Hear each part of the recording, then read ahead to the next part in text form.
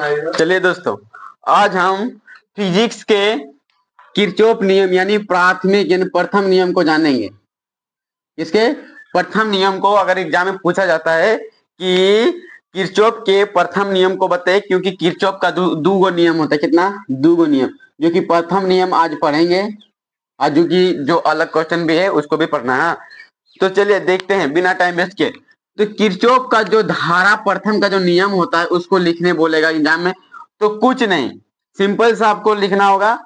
जब धारा जो होते हैं वो किसी बिंदु में क्या होते हैं, वो मिल जाते हैं आके। जब मिल जाते हैं आके तो ये क्या होते हैं, ये योग्य बिंदु क्या होते हैं, योग्य बीज गणितीय हो जाते हैं। योग्य बीज गणितीय हो जाते हैं, समझो। चलिए लिखते हैं, धारा के प्रथम नियम से शुरू करते हैं। चलिए,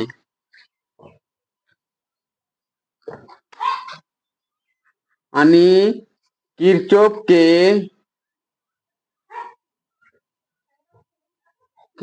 के प्रथम नियम के अनुसार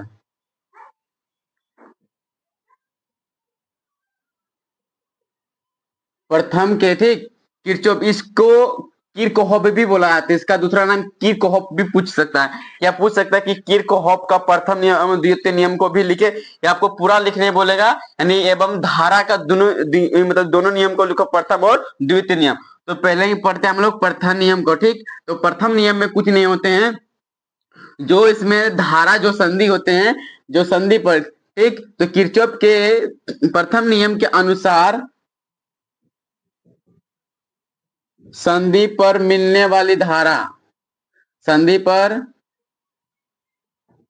मिलने वाली धारा क्या होते हैं, धारा जो होते हैं, यहाँ जैसे देखते हैं धारा, ठीक। ये कोई भी संधि हुआ, इस संधि पर मिलते हैं क्या, धारा मिलते हैं। ये L1 बोला जाता है, L2, L3, L4, L5 और L6 होते हैं। L6 होते हैं जो कि ये दूर की ओर भागते हैं। ये माइनस की ये दूर की ओर भागते हैं। ये 2 नंबर ये दूर की ओर, ये पास की ओर, ये पास की ओर भागते हैं, ये दूर की ओर भागते हैं। हाँ, ये पास की ओर भागते हैं, ये दूर की ओर भागते हैं, और ये पास की ओर भागते हैं, और ये भी क्या, ये भी पास की ओर भागते हैं। पास मतलब ये तीर जो हो, ये पास, ये दूर की ओर दर्शाते हैं। ये पास की ओर भागते हैं, ये भी दूर की, ये पास की, ये दूर की, ठीक। और ये पास का, ये वाला दूर का, दूर भागते हैं, ये भी दूर भागते हैं। कौन कौन दूर भाग रहा है, देखो, एक ये भी दूर भाग रहा है, एक दो बार,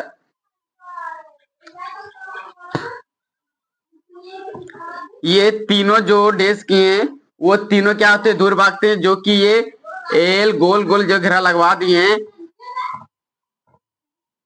जो लगवाए हैं, वो सब क्या होते हैं, वो पास की ओर भागते। क्या होते हैं, पास की ओर भागते। तो सुनो कि संधि पर मिलने वाले जो धारा होते हैं,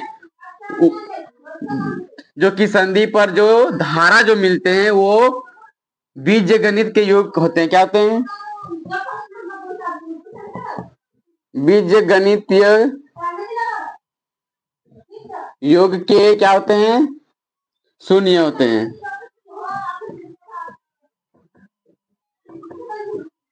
ठीक, क्या होते हैं, शून्य होते हैं। देखिए, एक किरचॉफ धारा का जो प्रथम नियम को लिखने बोलेगा, तो ये किरचॉफ नियम के प्रथम के अनुसार क्या होते हैं कि जो ये संधि है, ठीक। तो संधि पर मिलने वाले जो धारा होते हैं इसमें, तो ये बीज गणित योग के शून्य होते हैं। क्या होते हैं, बीज गणित के योग के शून्य होते हैं। तो आपको पूछा जाएगा कि संधि की ओर, संधि की ओर जाते हैं तो क्या प्लस बढ़ते हैं, और संधि से दूर तो समझो संधि से दूर क्या होते हैं, माइनस होते हैं। ठीक, देखते हैं संधि से दूर कौन है। ये संधि के नजदीक है, यानी पास की ओर आ रहे हैं। ये संधि से दूर की ओर भाग रहे हैं, दूर से नहीं, पास की ओर भागेगा।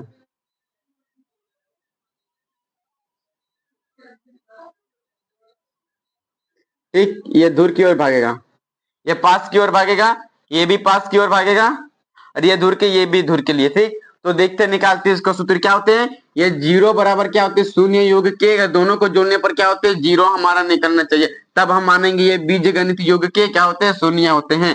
तो चलिए पास कौन कौन आते हैं, तो पास जो जो आते लिख देते हैं, 1 plus L3 plus L4 minus L2 plus L5 plus L6 बराबर जीरो।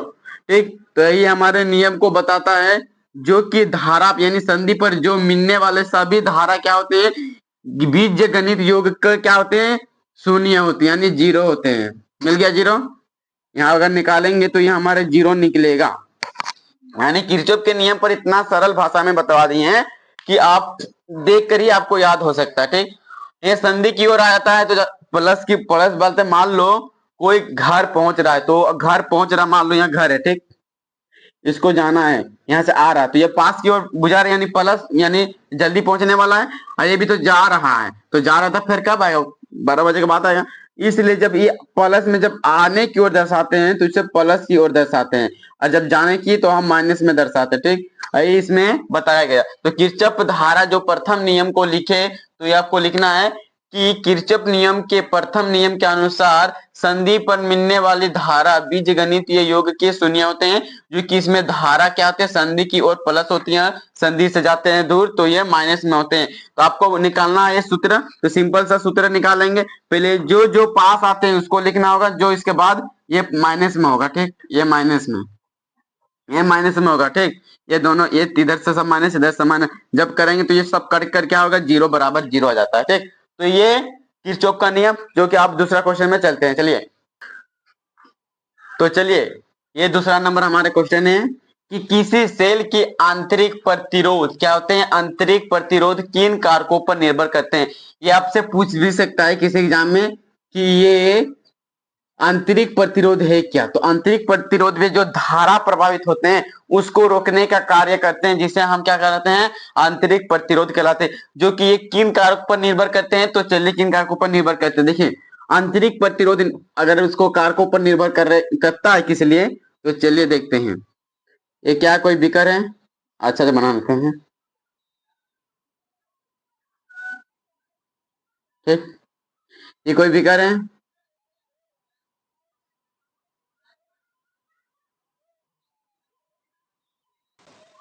ठीक, इसमें कोई बिलियन रहेगा। ठीक, इसमें देखिए क्या क्या बिलियन, इसमें जो बिलियन है तो ये आंतरिक प्रतिरोध क्या होते हैं, ये जो बिलियन यानी बिलियन पर क्या करते हैं, आंतरिक प्रतिरोध क्या होते हैं, निर्भर करती है। तो सिंपल सा घोल, इसको घोल बोला जाता है। ठीक, घोल बोलो या सांद्रता, सांद्रता यानी कोई भी घुला हुआ चीज। ठीक, कोई भी सांद्रता बोलो या घोल बोलो, तो ये एक नंबर में क्या होंगे कि ये घोल पर निर्भर करते क्या, यानी इलेक्ट्रोड के घोल, या सिंपल सा घोल भी बोल सकते सांद्रता, यानी विकार के घोल बोले या इलेक्ट्रोड के घोल, यानी इलेक्ट्रोड के घोल बोलेंगे, इलेक्ट्रोड के घोल।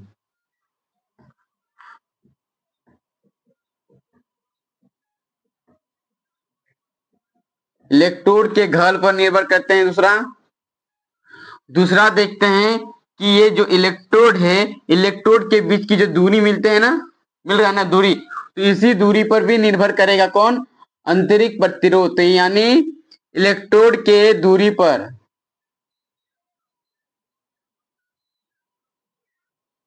इलेक्ट्रोड के दूरी पर यानी डिस्टेंस।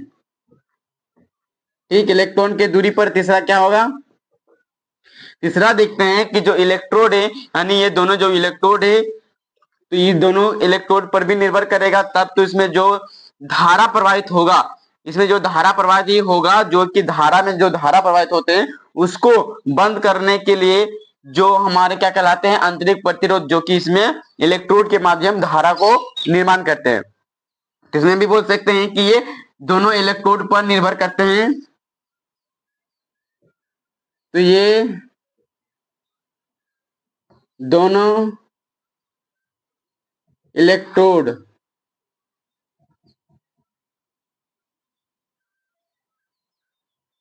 अरे दोनों इलेक्ट्रोड पर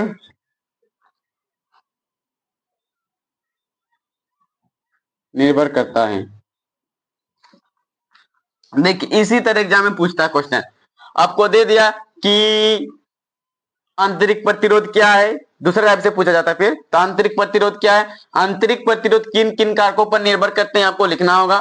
ठीक, ये तीनों कार्यों पर निर्भर करते हैं, जो कि इलेक्ट्रोड के गोल पर और इलेक्ट्रोड के दूरी पर जो डिस्टेंस है, जो कि डिस्टेंस है, ये दूरी पर भी क्या करते हैं, निर्भर करते हैं। इसमें ये दोनों इलेक्ट्रोड पर क्या करते हैं, निर्भर करते हैं, जो यहाँ दोनों इलेक्ट्रोड है जो कि इस पर निर्भर करते हैं। तो चलिए, तो आपको ज्यादा पढ़ना नहीं होगा, जो हम पढ़ा रहे हैं सिर्फ उसी को पढ़ो, जो किसी सेल की। ठीक, तो चलिए आज के लिए बस इतना ही, और ये दोनों क्वेश्चन जो करवाए हैं आपको, ये आपको पढ़ लेना है और कॉपी में लिखकर। ठीक, तो बस आज के लिए इतना ही।